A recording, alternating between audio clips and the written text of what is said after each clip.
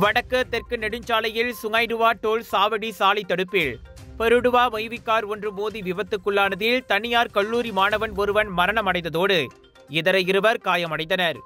இன்று காலை மணி 9:40 அளவில் நிகழ்ந்த அந்த விபத்தில் உடலில் கடுமையாக காயமடைந்த 18 வயதுடைய முகமது அடாம் என்ற மாணவன் இறந்தான்.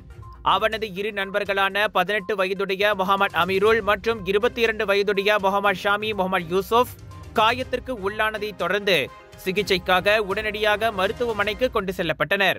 அந்த காரின் பின்னால் அமர்ந்திருந்த முகமது அடாம் சிக்கிக் கொண்டதால் விபத்து நிகழ்ந்த இடத்திலேயே இருந்ததாக கப்பலபத்தாஸ் தீயணைப்பு மற்றும் மீட்பு நிலையத்தின் நடவடிக்கை அதிகாரி இட்ரோஸ் ஜகாரியா தெரிவித்தார். உங்கள் சிறந்த ஆரோக்கியத்திற்கு அளவான எண்ணெயுடன் சிறந்த முறையில் தயாரிக்கப்பட்ட சைவம் அசைவத்திற்கும் பொருந்தும் சூப்பர் ஊறுகாய், பச்சை கொடி சிவப்பு மீன் சின்னம் கொண்ட ஸ்ரீ மீனாட்சி ஊறுகாய்.